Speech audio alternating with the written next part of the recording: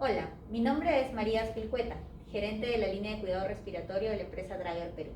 Y el día de hoy vamos a revisar este equipo que es el ventilador Babylove BN600, un ventilador neonatal pediátrico de fabricación alemana. ¿Sí? Primero podemos visualizar físicamente el equipo. Tiene una pantalla de 15 pulgadas totalmente táctil, con un botón de encendido, un botón silenciador de alarmas y el mando rotatorio clásico de la marca. Luego tenemos esta parte de aquí que viene a ser el cerebro del ventilador, en donde vamos a encontrar toda la parte electrónica y neumática del equipo, el sistema de válvulas inspiratoria y exhalatoria, y debajo de este flap podemos encontrar la conexión para la nebulización de tipo neumática, ¿sí? En la parte inferior del equipo, encima del carro de transporte, podemos encontrar equipos que tengan la opción de el GS500, que es el suministro de aire propio del ventilador, y en la parte inferior el PS500, que es el Power Supply o la batería incorporada del equipo, que le puede brindar una autonomía hasta de 2 horas en funcionamiento junto con el suministro de aire a todo el sistema en caso de no contar con corriente eléctrica. Como ustedes pueden visualizar, el equipo es bastante fácil de movilizar, bastante compacto también, y tiene múltiples puertos de conexión. Como ustedes pueden ver, en los laterales nosotros encontramos estas puertecitas en donde vamos a poder conectar los cables para el sensor de flujo neonatal, que es un sensor de tipo proximal, y el cable de CO2 o capnografía. Aquí también detrás de esta puerta vamos a encontrar el filtro de aire, el que debemos revisar cada 2 meses aproximadamente para ver su estado y ver si requiere cambio. Aquí vamos a encontrar un botón que es el botón de encendido principal. Cuando los equipos llegan de fábrica, llegan con este botón apagado. Es así que yo conecto el equipo a la corriente o a la red eléctrica y tengo que encenderlo primero desde aquí antes de encenderlo desde la pantalla. Este botón no es necesario que el equipo se prenda y se apague constantemente desde ahí, simplemente vamos a apagarlo desde aquí cuando el equipo va a estar almacenado mucho tiempo o cuando va a ser trasladado, digamos, a otro hospital, a otra provincia, se puede apagar desde aquí. Esto es como una llave de luz principal de la casa, es decir, si yo lo apago de aquí, por más que lo tenga conectado a la corriente eléctrica, las baterías no van a cargar, ¿sí? Entonces, por eso no es recomendable que se esté encendiendo y apagando desde ese punto. Del otro lado del ventilador también vamos a encontrar una pequeña puertecita que nos va a mostrar la conexión a los gases, ¿sí? Manguera de oxígeno y la conexión para la manguera de aire. Podemos trabajar con el suministro de aire principal de pared, de la red, o podemos trabajar también con balones. Nuestra pantalla, que les había mencionado, es una pantalla táctil de 15 pulgadas. Se puede retirar del equipo, ¿sí? Y a través del cable de conexión colocarlo de repente en algún soporte adicional. Asimismo, como ustedes pueden ver en la parte superior donde está la luz de alarma, es una luz 360 grados para que puedan visualizarla desde cualquier ángulo que se encuentren, siempre que se encienda la alarma roja o anaranjada, que más adelante vamos a ver de qué se trata. En la parte posterior de la pantalla tenemos puertos de conexión, los puertos COM, que es básicamente puertos de intercambio de datos, ¿sí? Para poder conectarlo puede ser a una red del hospital, puede ser a un monitor multiparámetro. Tenemos puertos USB, puerto LAN y el HDMI. En caso queramos proyectar también la pantalla, podemos utilizar ese puerto.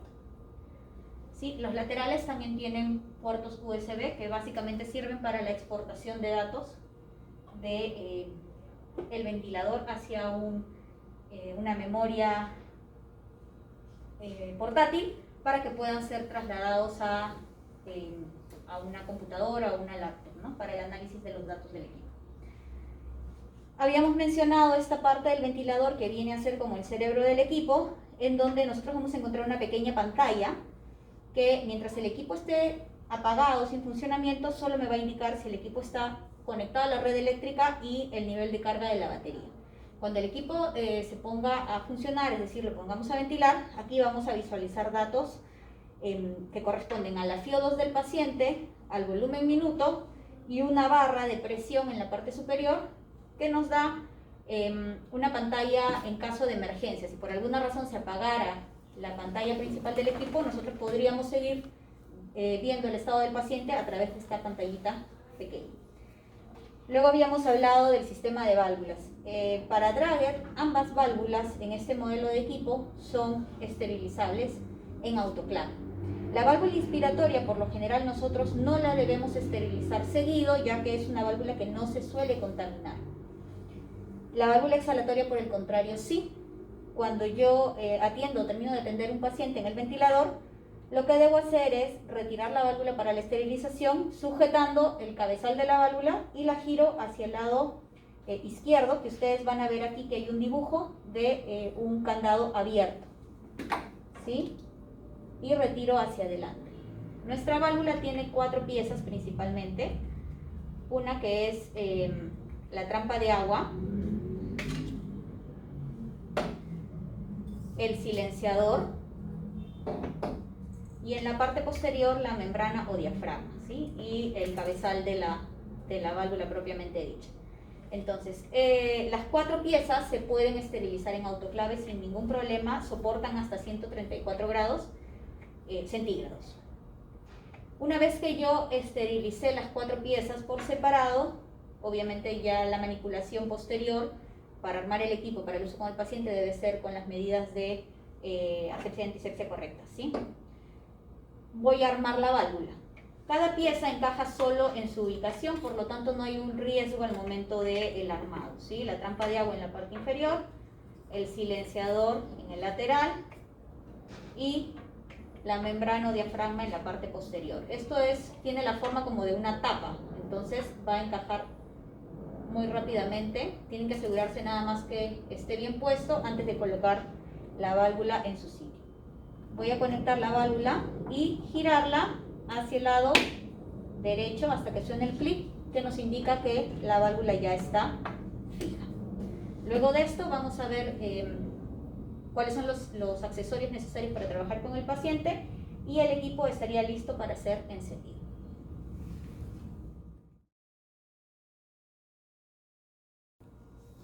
Ahora vamos a encender el equipo. Para esto ya tenemos nosotros los circuitos con los que vamos a trabajar, ya los hemos conectado. Tenemos que tener conectado también nuestro cable sensor de flujo, ¿sí? Y tenemos que tener el sensor de flujo neonatal, que es un sensor por anemometría de hilo caliente de tipo proximal al paciente, y nuestro pulmón de prueba. Nuestro sensor de flujo también es esterilizable en autoclave, ¿sí? Vamos a conectar nuestro sensor al circuito y al cable sensor de flujo. Acoplamos el pulmón de prueba y vamos a proceder con el encendido del equipo desde el botón de encendido de la pantalla. Cuando nosotros encendemos el equipo, él va a realizar un pequeño autochequeo en donde va a cargar la versión de software y hace una revisión de las partes eléctricas internas de él mismo, ¿no? Entonces, una vez que nosotros encendemos el equipo, vamos a tener en cuenta que hay que realizar 2 chequeos. Uno es el chequeo del equipo per se, de la parte neumática del equipo, y el otro es el chequeo del circuito. El circuito con el que vamos a trabajar con el paciente, ¿sí? Para comprobar las fugas, la compliance y la resistencia del circuito. Cuando nosotros hemos encendido el equipo, me va a preguntar si el paciente que voy a ingresar es un paciente nuevo o un paciente actual. Si yo coloco paciente nuevo, toda la información de tendencias que haya tenido almacenadas el equipo se va a borrar. ¿Sí? Es como dar de alta y regresa a cero. Si yo le pongo paciente actual, me va a volver a cargar toda la información de las tendencias y la última programación de ventilatoria que tuvo el equipo antes de apagarlo. Esto generalmente utilizamos cuando el paciente ha estado en el ventilador y de pronto ha sido trasladado para un procedimiento o de repente para una cirugía y regresa y no queremos perder la información. En este caso vamos a colocar paciente nuevo, tocamos, siempre que se encienda la luz alrededor del mando rotatorio es porque me está pidiendo confirmación. Yo presiono y me dice el equipo, me manda esta pantalla y me sale una ventanita que me indica si yo voy a validar los resultados de la comprobación previa. Se refiere a que si, yo le voy a poner no en este momento, porque se refiere a que el sistema, la comprobación del sistema y la comprobación del circuito que tenía anteriormente, los voy a mantener o voy a hacer unos nuevos. Entonces yo le pongo que no porque voy a hacer una comprobación completa nuevamente. Para hacer la comprobación del sistema yo tengo que estar conectada a los gases, a la red de gases. Voy a restablecer mis alarmas. Tengo que estar conectada a la red de gases y voy a ir siguiendo los pasos que el equipo me va a indicar. Le coloco iniciar, me indica que no hay un paciente conectado y confirmo con mi mando rotatorio. Me pregunta si escucho la alarma, yo le digo que sí. Luego me dice si es que la tubuladora inspiratoria está conectada a la válvula, yo le voy a decir que sí. Luego me indica si estoy utilizando humidificador o no, yo le voy a colocar que sí. Me dice para la calibración del sensor de flujo, me dice si he retirado el pulmón de prueba y el sensor de flujo está sellado. Entonces yo aquí voy a hacer esto, retiro el pulmón, obviamente con mis manos con guantes estériles, voy a sellar, ¿sí? Voy a ocluir el puerto de salida del sensor y le pondré que sí. Luego me dice para la medición del sensor que retire el pulmón de prueba y que deje la vía libre del sensor de flujo, lo dejo libre, indico que sí.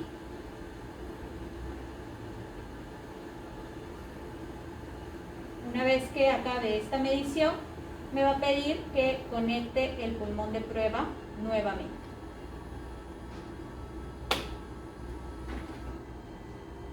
Lo coloco nuevamente, le indico que sí.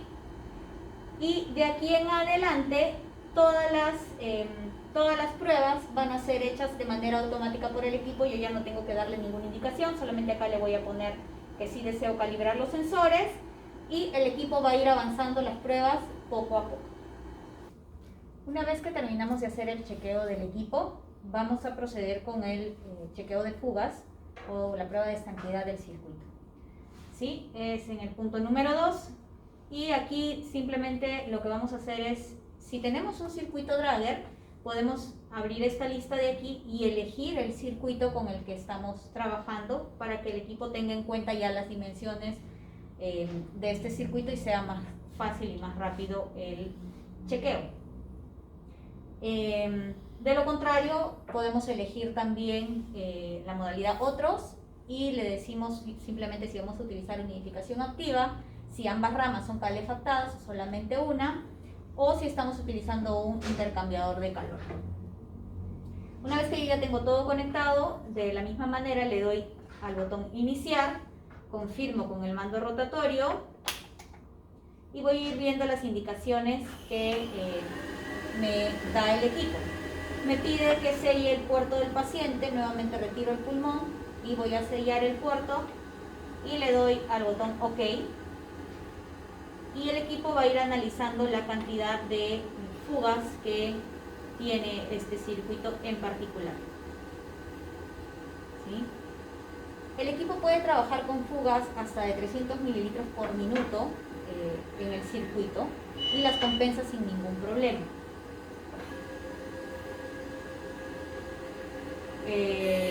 Me va a indicar cuánto es la cantidad de fugas y si pasa dentro del rango indicado va a salir en verde que se hizo correctamente el chequeo. Luego de esto yo puedo ir al punto 3, que es donde está el tipo de paciente y el tipo de terapia para iniciar la ventilación. Ahora vamos en el paso número 3 a ver el tipo de paciente y el tipo de terapia que vamos a aplicar. En este caso, para este ventilador Babylog BN600, que es un ventilador específico para pacientes neonatales y pediátricos, tenemos ambas categorías disponibles. En este caso, para la categoría neonatal, yo puedo trabajar con pacientes desde aproximadamente 400 gramos de peso hasta 10 kilos. Lo recomendable es que yo coloque aquí el peso de mi paciente, ¿sí? En este caso vamos a poner, por ejemplo, un paciente de 2 kilos. Confirmamos con el mando rotatorio y de esta manera lo que hace el equipo es asignar valores a parámetros como por ejemplo el volumen tidal, el tiempo inspiratorio, valores referenciales para ese peso del paciente, que nosotros podemos modificar si lo necesitamos, pero es un seteo rápido que el equipo me puede brindar si yo le digo cuál es el peso de mi paciente, así como los límites de alarma se autoprograman también con esta indicación.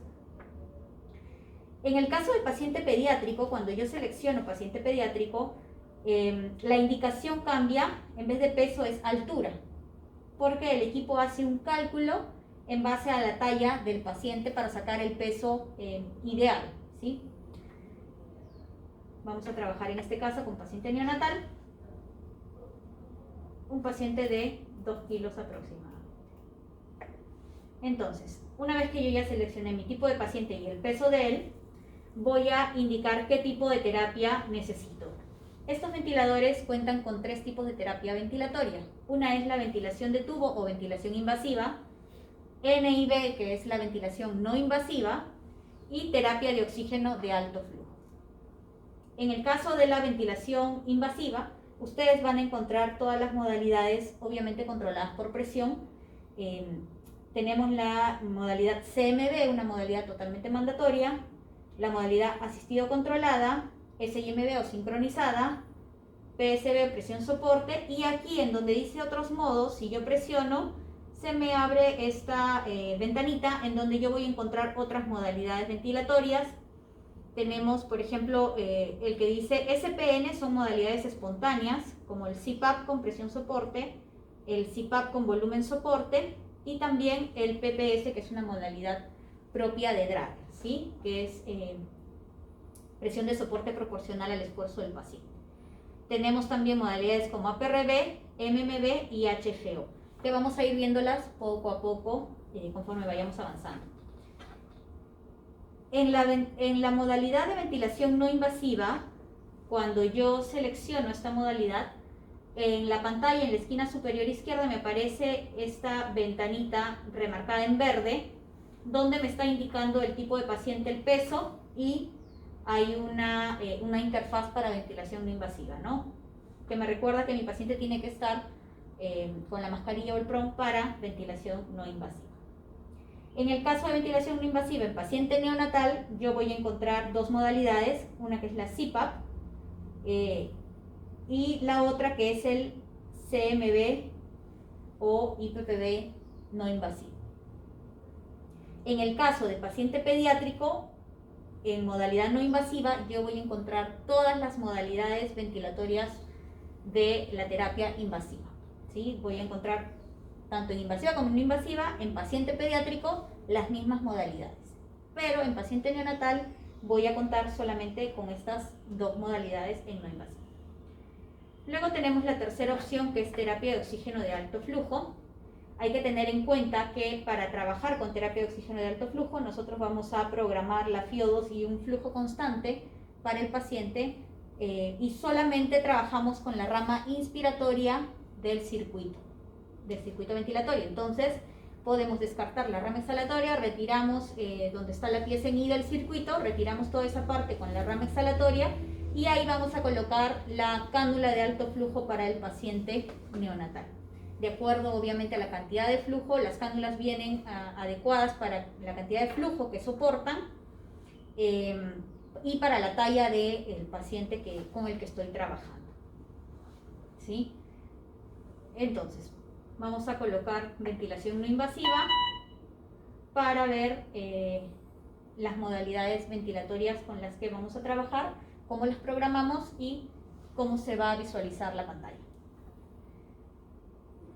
En este caso vamos a seleccionar una modalidad asistido controlada, yo voy a encontrar dentro de mis valores de programación los parámetros estándar para este tipo de modo, que es, por ejemplo, el FIO2, presión inspiratoria, tiempo inspiratorio, frecuencia, el PEP y rampa, o también, si es que desean, tenemos la posibilidad de cambiar de rampa a flujo, dependiendo con qué ustedes se sientan más cómodos, teniendo en cuenta siempre que la rampa es una forma más automática de trabajar y que por lo general se programa, o la recomendación es que se programe 1/3 de la programación del tiempo inspiratorio, ¿no? Y conforme a eso se va adecuando si el paciente necesita que el flujo ingrese un poco más rápido, un poco más lento, los podemos adecuar manualmente. Estos son los parámetros generales y yo tengo aquí este botoncito que me indica que tiene 3 puntos, que al presionarlo voy a tener unos ajustes adicionales, que son, por ejemplo, el ajuste de trigger. Nosotros manejamos el trigger por flujo, que la literatura actual, ¿no? Los libros actuales de ventilación neonatal indican que es el mejor tipo de trigger para el paciente pequeño, puesto que es mucho más sensible a cualquier esfuerzo que pueda hacer el paciente, obviamente teniendo en cuenta que se debe manejar muy bien el tema de las fugas para evitar el autociclado. Luego tenemos la opción de suspiro, que vamos a hablar más adelante, la compensación automática del tubo y la opción de volumen garantizado. Recordemos que al ser un ventilador específico para pacientes neonatales y pediátricos, el equipo va a trabajar en todas las modalidades controladas por presión, pero yo tengo la opción de colocarle volumen garantizado para hacer mucho más efectiva la ventilación. Entonces, encima del mando rotatorio, en la esquina inferior derecha, vamos a encontrar el botón de inicio. Yo presiono, confirmo con mi mando rotatorio y el ventilador va a empezar a trabajar la ventilación que hemos programado.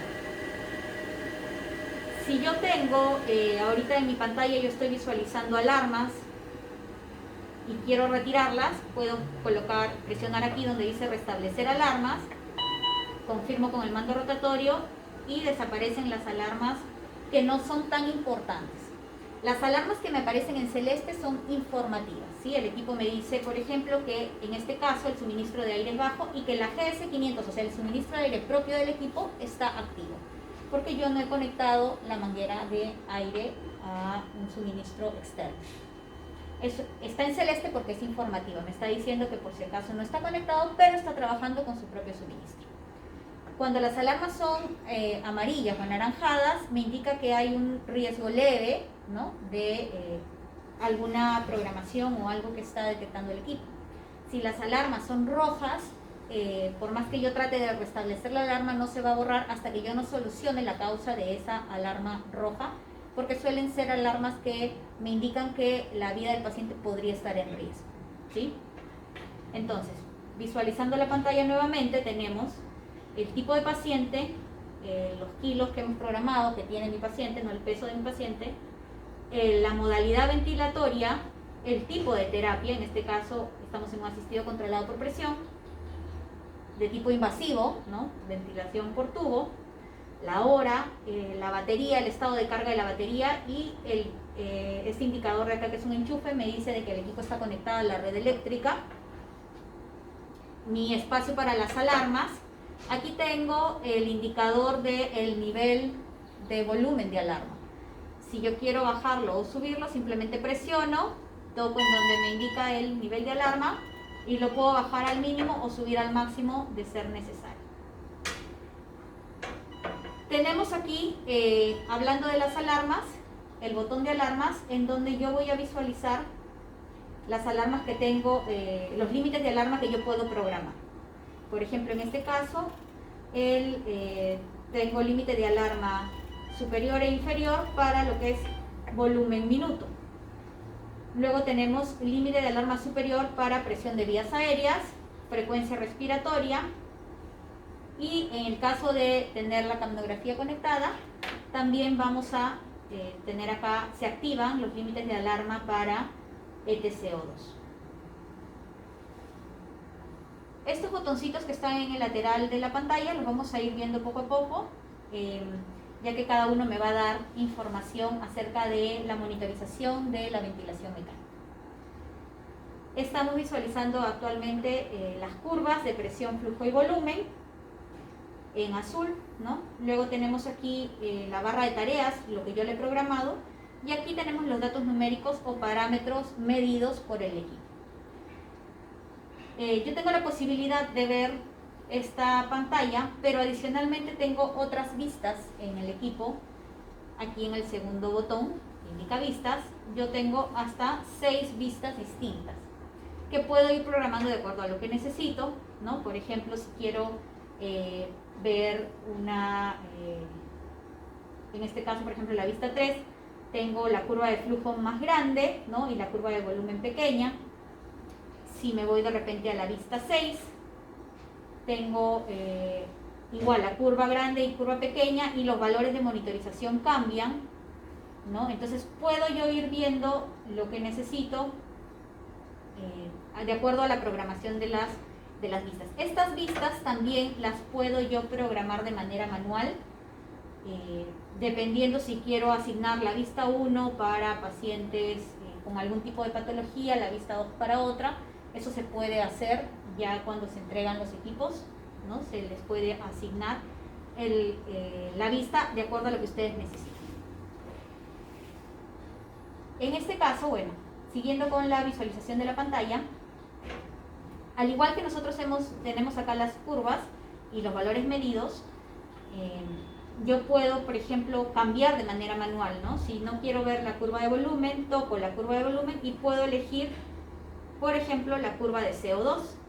O quizás no quiero ver curva, quiero ver de repente tendencias, ¿no? Puedo elegir, por ejemplo, un valor de tendencia de, se me ocurre volumen minuto, ¿no? Y voy viendo cómo se va dando este parámetro. Igualmente aquí con los valores medidos, yo puedo tocar el valor que no necesito ver con mucha urgencia. Por ejemplo, FIO2, como lo tengo visualizado aquí, de repente quiero cambiar aquí y ver la relación IE programada, ¿no? Entonces puedo ajustar la pantalla a lo que necesito visualizar en ese momento para el tipo de paciente con el que estoy trabajando. Este es en cuanto a la visualización de los datos del paciente. Tenemos también aquí el tercer botón que indica tendencias y datos, en donde yo voy a encontrar las tendencias gráficas y las tendencias numéricas. Las tendencias gráficas, aquí en la primera pestaña, y en la segunda lateral vamos a ver las tendencias numéricas. La escala de tiempo la puedo programar aquí, puede ser 5 minutos a 24 horas, porque la capacidad de almacenamiento de la tabla de tendencias es de 31 días.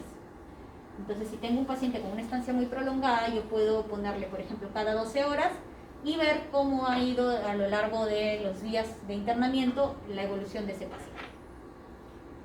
Luego tengo valores, en donde voy a encontrar valores medidos, y en esta pantalla puedo visualizar todos los parámetros medidos que el ventilador tiene ahorita, los puedo ver en una sola vista, ¿no? Generalmente cuando llenamos nuestra historia clínica podemos entrar aquí y ver todos los parámetros en una sola vista. Y valores ajustados, que es lo que yo le he programado al equipo, que es lo que él debería estar entregando. Luego tenemos la pestaña de libro de registros, que es como una bitácora en donde el equipo va a guardar toda la información de todo lo que se hace. Si se enciende el equipo, si se cambia la modalidad, si aumentó o disminuyó algún parámetro, por ejemplo la frecuencia respiratoria, si se presentó alguna alarma, todo se va a almacenar aquí con fecha y hora para poder hacer seguimiento a mi paciente, ¿no? Yo puedo ingresar en la mañana y puedo visualizar lo que pasó durante la guardia anterior. Luego tengo la última pestaña en donde voy a encontrar exportación de datos. En esta pestaña yo puedo sacar la información del ventilador conectando un USB a la pantalla. Una vez que yo conecte el USB, se activan estas opciones y puedo sacar el libro de registros, el libro de alarmas, los datos de tendencia, o puedo exportar valores, ¿no? Valores medidos, ajustados, comprobaciones. Puedo exportar toda la data del ventilador. Y el formato en el que sale es lo que es tabla de tendencias, sale en formato Excel para que puedan verlo en cualquier computador. Siempre teniendo en cuenta que el USB que se utilice aquí debe ser específicamente para trabajo con el ventilador y el equipo o el computador que tengan en el hospital, en la UCI, y obviamente con las autorizaciones correspondientes. Luego tenemos aquí el botón que dice sensores, en donde vamos a encontrar sensor de flujo, sensor de oxígeno y sensor de CO2. En este caso, los tres tipos de sensores yo los puedo activar o desactivar. No es recomendable que trabajemos, si estamos trabajando en la ventilación invasiva, que desactivemos el sensor de flujo, no es tan recomendable, ¿no? Igual manera el sensor de oxígeno. Existe la opción en caso, por ejemplo, tuvieran algún inconveniente con se acabaron los sensores de flujo, ya no tengo más repuestos y necesito ventilar sí o sí al paciente, yo puedo desactivar la monitorización, pero debería tener una monitorización externa. De igual manera con el sensor de oxígeno. Y el sensor que sí podemos activar y desactivar de acuerdo al uso es el sensor de CO2. Nosotros trabajamos con un sensor tipo mainstream, que es este sensor de aquí, el cual tiene cubetas o adaptadores para tipo de paciente, ¿no? Adulto o pediátrico, y pueden ser reutilizables o descartables. Entonces simplemente hay que tener en cuenta, esto yo lo conecto en el lateral, detrás de la puertita del lado derecho del equipo, el conector amarillo, y cuando yo lo conecto voy a esperar, obviamente si es que mi ventilador trae la opción de CO2, ¿no? Me va a permitir conectarlo y tengo que esperar 2 minutos aproximadamente que el sensor caliente, porque recuerden que este tipo de sensor mainstream trabaja con luz infrarroja. Entonces necesitamos que el sensor caliente por lo menos 2 minutos antes de poder hacer la calibración del cero, ¿sí? Si yo lo conecto, inmediatamente intento hacer la calibración del cero, me va a indicar, ¿no? Me va a dar una indicación de que tengo que esperar que el sensor esté pase su tiempo de calentamiento. Una vez que ya calentó, hago la calibración del cero. Traten siempre, por favor, de tener en cuenta que yo no debo calibrar con el sensor expuesto a una fuente de CO2. En este caso, siempre se recomienda que esté lejos de nuestra instalación, por más que estemos con mascarilla, ¿no? Para que la calibración sea la más adecuada, la más correcta. Hay que seleccionar el tipo de cubeta, como les decía, reusable o descartable, ya que cada una tiene un espacio muerto distinto. Y simplemente activamos la monitorización de CO2 y puedo visualizar datos tanto de curvas como parámetros de ETCO2 numéricos para poder trabajar con este paciente, ¿no? Y el siguiente botón que tenemos es el botón de procedimientos. En este caso tenemos 3 procedimientos que se pueden ver de este botón, o puedo programar yo botones de acceso directo para que me resulte mucho más fácil. Los vamos a ir viendo poco a poco. Hay algo importante que es respecto a la visualización de la pantalla, y es que ustedes pueden cambiarla en cualquier momento de acuerdo a lo que necesiten, ¿sí? Y por ejemplo también los valores programados. Si yo quiero cambiar, por ejemplo, la frecuencia respiratoria, simplemente toco el botón, giro el parámetro al rango que yo necesito, y siempre cuando voy a mover algún parámetro, el ventilador me va a indicar cuáles son los parámetros que se pueden afectar con ese cambio, para yo tener en cuenta. Ahora, existen también algunos parámetros que no son comúnmente colocados o programados, y el ventilador me va a preguntar si es que realmente quiero ese rango y que no se trata de un error. Esa es una medida de seguridad del equipo. Por ejemplo, si yo quiero programar un PIB muy alto, el equipo va a llegar a un punto en el que me va a decir, primero me va a recordar que mi PIB nunca puede estar programada por encima de mi nivel de presión inspiratoria. Entonces, si yo he programado mi presión inspiratoria en 15, llego a 14 y el equipo ya no me va a permitir seguir subiendo. ¿sí? Entonces, si lo que yo quiero es seguir subiendo, lo que tengo que hacer es modificar mi presión inspiratoria para darle una ventana de programación al PEP o PIP. De igual manera, vamos a regresar el PIP al valor de 5. De igual manera con la presión inspiratoria. Por ejemplo, si yo quiero seguir subiendo, va a llegar un punto en el que me dice que, por ejemplo, aquí se bloqueó en 29 y me indica que mi presión alta, o sea, mi límite de alarma de presión, no debe ser menor que la presión inspiratoria que yo programo. ¿Y eso por qué? Porque mi límite de alarma de presión está programado en 30, por lo tanto el equipo no me va a dejar subir por encima de ese rango. Entonces, siempre cuando el equipo no les permita alcanzar algún dato o algún valor que ustedes quieran, hay que verificar por qué razón nos lo está limitando o nos está indicando que hay algún parámetro asociado que debemos modificar. Eso es como una medida de seguridad.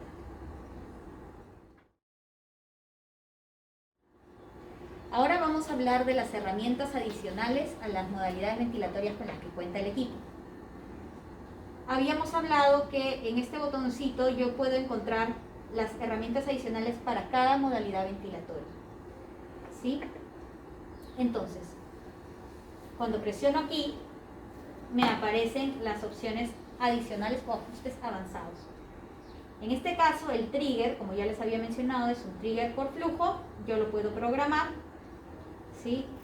Desde 0.2 hasta 5 litros por minuto en el caso de paciente neonatal.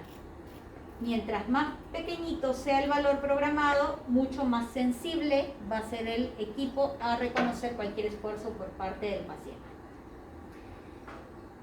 Ahora, una herramienta importante que tiene este ventilador es la herramienta de suspiro.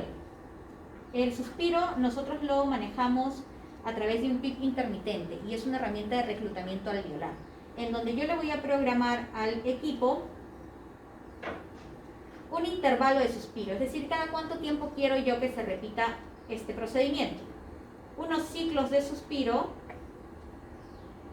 y un PIP adicional al PIP programado. En este caso vamos a ponerle, por ejemplo, si yo le pongo un PIP adicional de 2, acá me va a decir que mi PIP total va a ser 7 porque mi PIP programado en mi base es de 5. ¿Cuántos ciclos de suspiro quiero? Yo puedo querer de repente tener 4 ciclos de suspiro y que el intervalo de tiempo sea de 1 minuto. Y lo activo. Entonces, ¿qué es lo que va a suceder? Yo voy a, durante estos 4 ciclos respiratorios, el PIP que le voy a entregar a mi paciente va a ser la suma del PIP programado más el PIP de suspiro que yo he puesto. Y esto se va a repetir durante los 4 ciclos. Y después de 1 minuto nuevamente se repite, ¿sí? Luego tengo la opción de ventilación en apnea que va a estar en los modos en donde el equipo necesita, yo puedo programar de repente en los modos sincronizados, ¿no? La ventilación de apnea, que por default siempre me parece activa, pero yo debo revisar cuánto es el volumen y la frecuencia respiratoria de apnea para ese paciente. Estos datos normalmente los saca de acuerdo al peso que yo le puse al inicio al ventilador, al peso de mi paciente. Pero si yo voy a tener algún caso particular, tengo que revisar directamente de aquí qué es lo que estoy programando y si coincide con lo que quiero para el paciente que estoy manejando. Luego tenemos el ATC o compensación automática del tubo. Esta es una herramienta que va a ayudar a vencer la resistencia del tubo endotraqueal del paciente. Recordemos que cuando nosotros tenemos un paciente intubado, la resistencia para el paso del flujo se incrementa, ¿verdad? Porque estoy haciendo más estrecha la luz por donde va a pasar el flujo, por lo tanto, esto puede generar un mayor esfuerzo por parte del paciente al momento de intentar respirar, ¿no? De manera espontánea, generándole un mayor trabajo respiratorio. Entonces, con esta herramienta de ATC, yo lo que tengo que hacer es decirle, primero la voy a activar, y le voy a indicar qué diámetro de tubo está manejando mi paciente. Puedo colocar un diámetro desde 2 milímetros, el diámetro de tubo que maneja mi paciente, y qué tanta compensación quiero darle. La compensación está en porcentajes. 100% es para que el paciente no haga ningún tipo de esfuerzo, no sienta, mejor dicho, ningún tipo de esfuerzo, no se canse al momento de las respiraciones espontáneas. Cuando yo quiero hacer un poquito de terapia y de repente empezar a ejercitarle los músculos respiratorios a mi paciente, puedo ir bajándole el porcentaje de 1 en 1 o de 2, ¿no? Dependiendo de lo que quiera lograr, para que él también pueda empezar a hacer, una vez que ya esté un poco más estable, empezar a hacer un poco de esfuerzo y ir recuperando estos músculos respiratorios. Y luego tenemos esta herramienta súper importante que es el volumen garantizado. Al ser un ventilador específico para trabajar con pacientes neonatales y pediátricos, todas sus modalidades son controladas por presión porque es la forma más segura de trabajar con pacientes pequeños. Pero tenemos esta opción de volumen garantizado, que lo que va a hacer es simplemente yo le voy a decir, ok, tienes un límite de presión inspiratoria, ¿no? Que yo te he dicho que es tal, en este caso 15, pero yo quiero que mi paciente, que me garantices que mi paciente va a alcanzar el volumen tidal, por ejemplo en este caso, vamos a ponerle 8. Yo quiero que mi paciente alcance un volumen tidal específico, que te estoy diciendo aquí que para este caso es 8, dentro de este rango de presión. Entonces, ¿qué sucede? Si mi paciente tiene un pulmón, digamos, un poco más complaciente y el ventilador detecta que va a alcanzar los 8 de volumen tidal, sin necesidad de llegar a 15 de presión, entonces vamos a poner aquí el valor de P y P para que se pueda ver.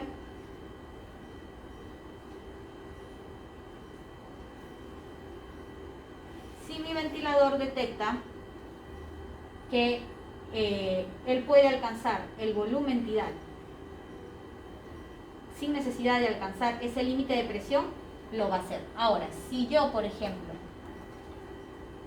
restrinjo, ¿no? Él me va a decir, ok, no está alcanzando el volumen tidal programado, tengo que subir la presión, pero me va a ir indicando hasta dónde puede llegar. Y ojo que tengo una alarma de presión inspiratoria, por ejemplo, programada en 30, que si llega a ese rango de presión, el equipo me va a alertar. Pero si luego él se da cuenta de que la compliance mejora y que no es necesario tanta presión para alcanzar el volumen, va a ir bajando respiración a respiración la presión hasta alcanzar la presión mínima para que él pueda llegar a esa cantidad de volumen tidal, ¿sí? Entonces es una herramienta muy buena también para trabajar con pacientes pequeños, en donde queremos estabilizarles el intercambio a través de un volumen tidal estable, ¿no? Si yo por alguna razón quiero utilizar alguna herramienta y no recuerdo muy bien cómo era que se programaba o para qué servía, yo tengo aquí un botón que es una I de información, en donde voy a encontrar, por ejemplo, en este caso que estoy hablando del modo SIMB, ¿no? Voy a encontrar datos, que probablemente los encuentren también en el manual, de programación, cómo es que para este modo, cómo es que funciona, cómo es que se debe ver la curva, ¿no?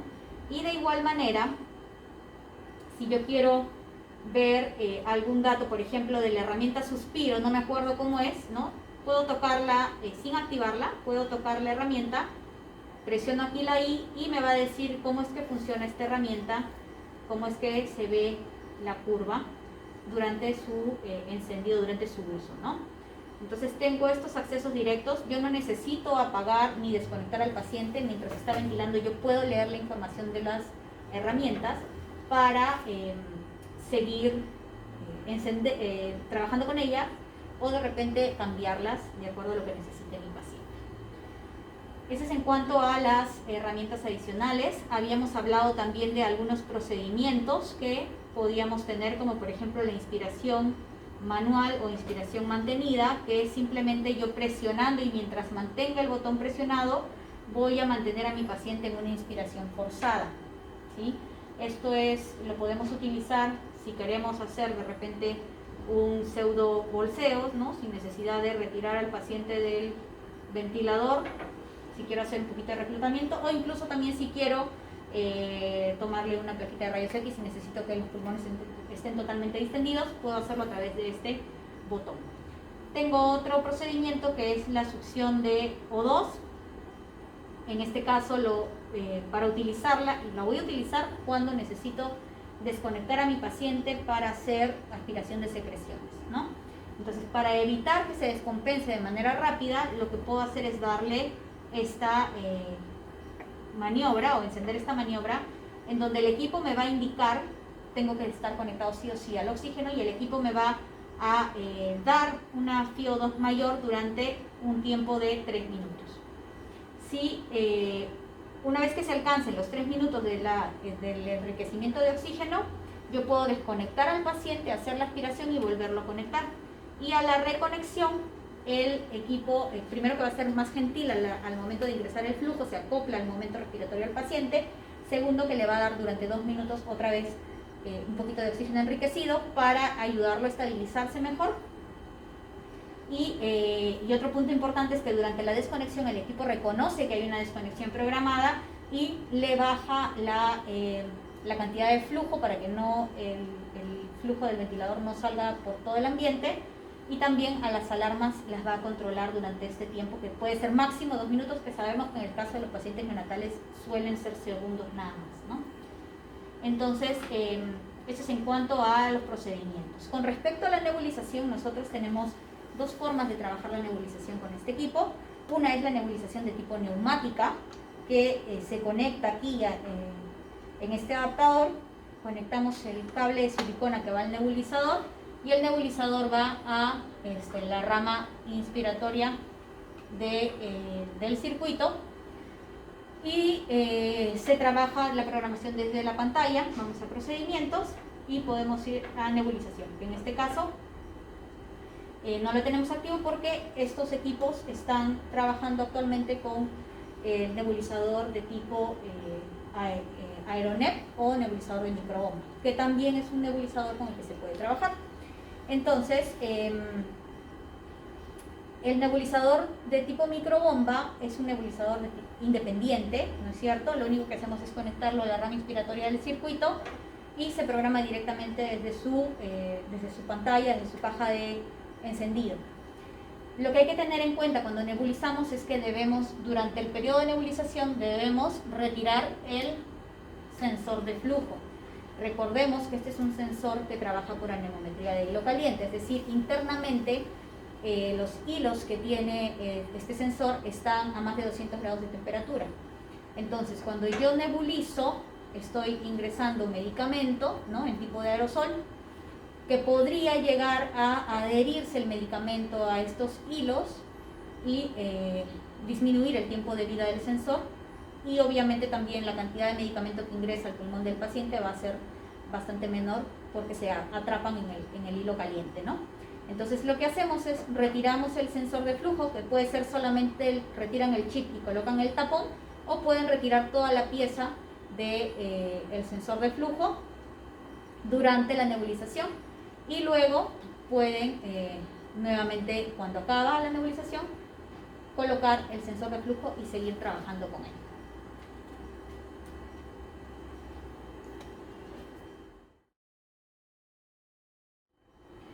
Una vez que terminamos de atender a nuestro paciente o el paciente sale de alta y necesitamos apagar el equipo, lo que vamos a hacer es, en la esquina derecha del lado inferior de la pantalla, tenemos el botón que dice detener ventilación, y el equipo nos va a mostrar esta ventana donde nos pide si efectivamente vamos a detener la ventilación o se trató de que alguien lo tocó por error, ¿no?